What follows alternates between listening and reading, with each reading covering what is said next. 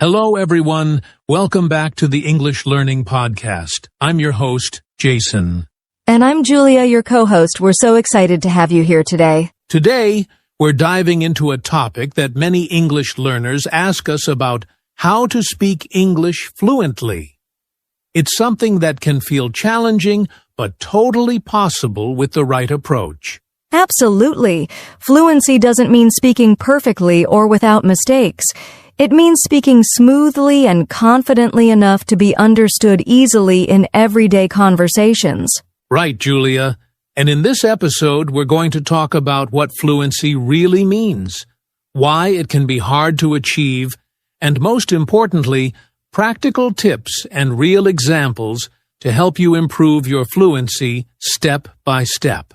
We'll also do some role plays to show you natural ways to speak English in common situations, plus interactive exercises so you can practice along with us. If you've ever felt stuck, nervous, or unsure when speaking English, this episode is for you. We'll share simple but effective strategies to help you sound more natural and confident. So, whether you're at home, at work, or out with friends, by the end of this episode, you'll have new tools to make your English conversations smoother and more enjoyable. Great. So, let's get started on your journey to speaking English. All right, Julia, before we jump into tips, let's talk about some common challenges learners face when trying to speak English fluently. What do you think is the biggest struggle for most people? Oh, there are quite a few, Jason, but I'd say one of the biggest is fear of making mistakes. Many learners worry that if they say something wrong, people will judge them. Yes, I hear that a lot. It's normal to want to be perfect, but the truth is, mistakes are part of learning. Even native speakers make mistakes sometimes. Exactly. Another challenge is lack of confidence. Sometimes learners know the words but feel shy or nervous to speak out loud. Right. That nervous feeling can make your mind go blank, or cause you to speak slowly, or stop altogether. And there's also the problem of thinking in your native language instead of English. When you translate in your head, it slows down your speaking and makes it harder to sound natural. Yes. When you think directly in English, it helps you respond faster and use the right words naturally. Also, some learners struggle because they don't practice speaking enough. Maybe they listen or read a lot, but they don't get many chances to speak out loud. That's a big one. Speaking is a skill like playing an instrument or a sport. You have to practice regularly to improve. And finally, some learners focus too much on grammar rules or individual words instead of learning useful phrases and expressions that people really use in conversation. Good point. Grammar is important, but focusing only on grammar can make you overthink and slow down your speech. So, to sum up, the main challenges are fear of mistakes, lack of confidence, thinking in your native language, not practicing enough, and focusing too much on grammar instead of real conversation. That's a great summary, Julia. But don't worry, because later in this episode, we'll share tips to overcome all these challenges. Exactly. Remember, everyone learns at their own pace. The key is to keep trying and practicing, even when it feels hard. Yes, and don't be afraid to make mistakes. That's how you grow. So true. All right, are you ready to hear about the key factors that really help build fluency? Absolutely. Let's jump into that next. All right, Julia, now that we know the common challenges, let's talk about the key factors that actually help you build fluency. What do you think is the most important? I believe practice is the #1 factor, Jason. You can learn all the grammar and vocabulary, but if you don't practice speaking regularly, it's hard to become fluent. Absolutely. Practice helps train your brain and mouth to work together smoothly. Even just a few minutes of speaking each day can make a big difference. Another important factor is listening. Listening to native speakers helps you get used to the sounds, rhythm, and flow of English. Right. When you listen a lot, you start to recognize common phrases and expressions. That makes it easier to use them naturally when you speak. Yes, and don't forget thinking in English. This is a big step because if you always translate from your native language, it slows down your speech. That's so true. Thinking directly in English helps you respond faster and speak more confidently.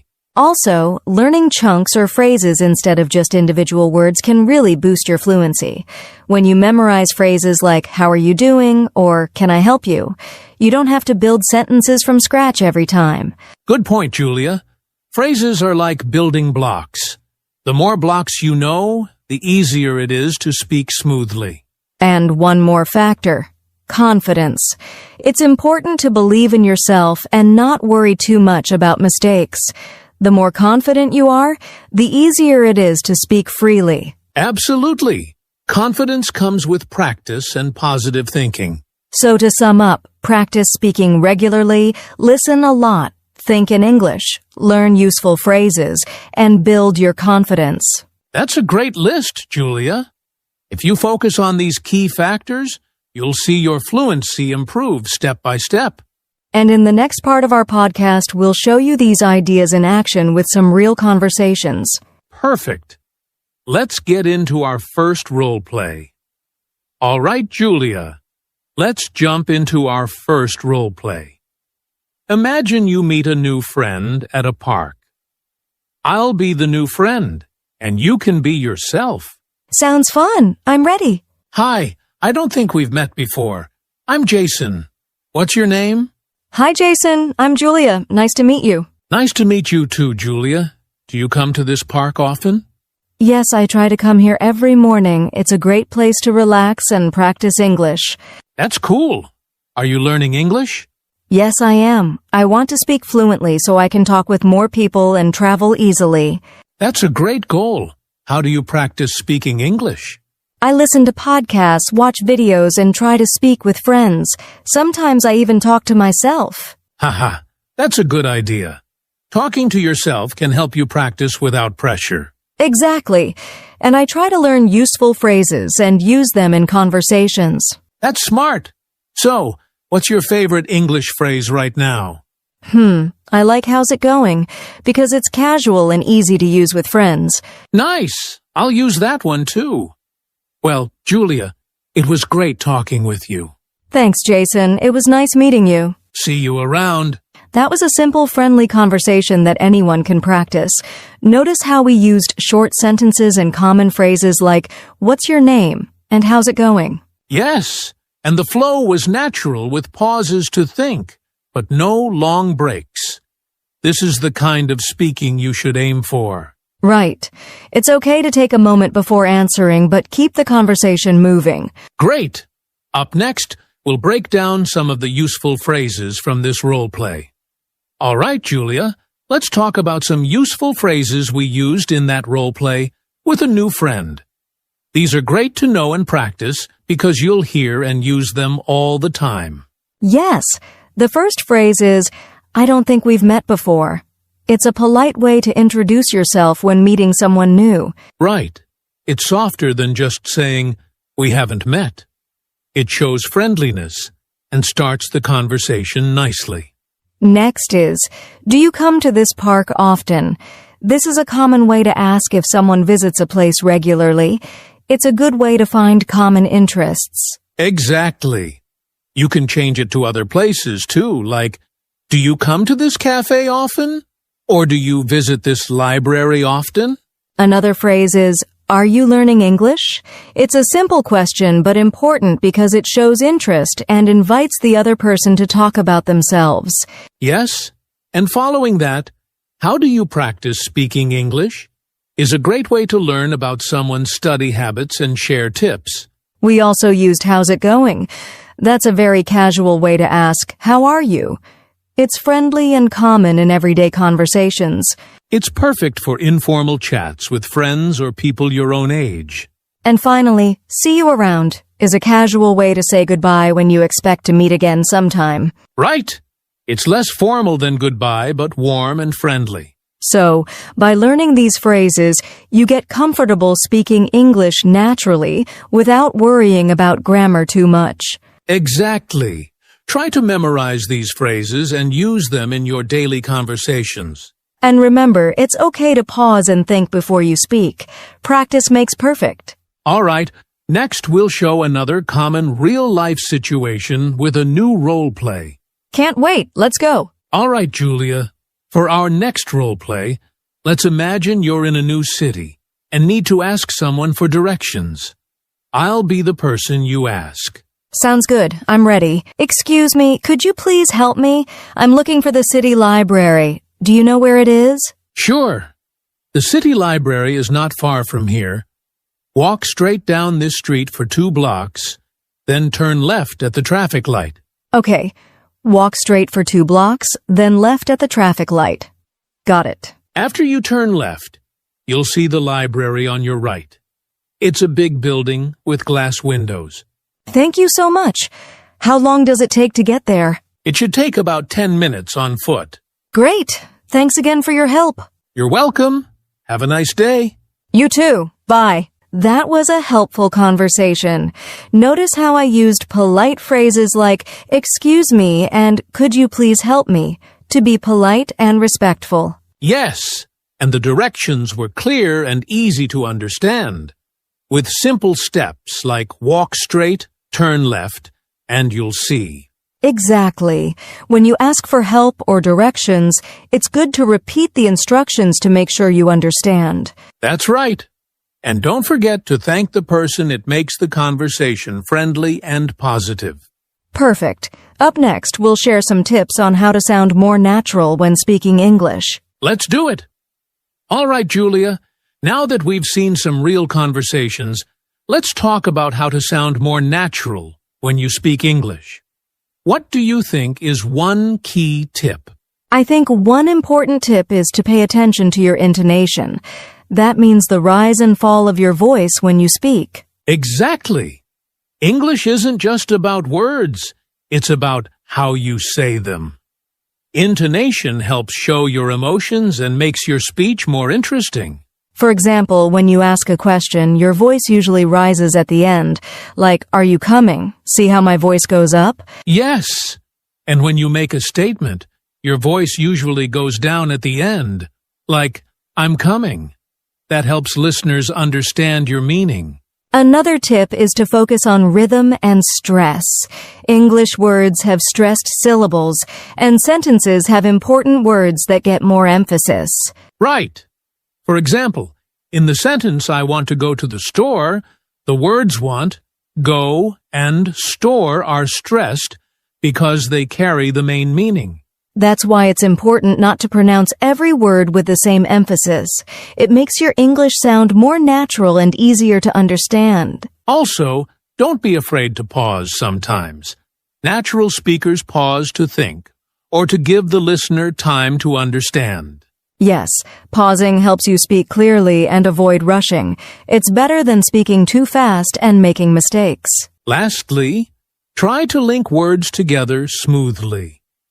Instead of stopping between every word, connect them like native speakers do. For example, what are you doing?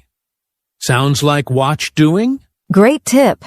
Listening to native speakers can help you hear these patterns and practice copying them. So, remember, intonation, rhythm, stress, pausing, and linking words are all key to sounding natural. Keep practicing these tips, and your English will start to sound more like a native speaker's. All right. Next up, let's get listeners involved with a fun fluency drill. All right, Julia. Now it's time for some interactive practice. Listeners, get ready to speak out loud with us. That's right. We'll say some common English phrases slowly, and you repeat after us. This will help with your pronunciation and fluency. Let's start easy. Repeat after me.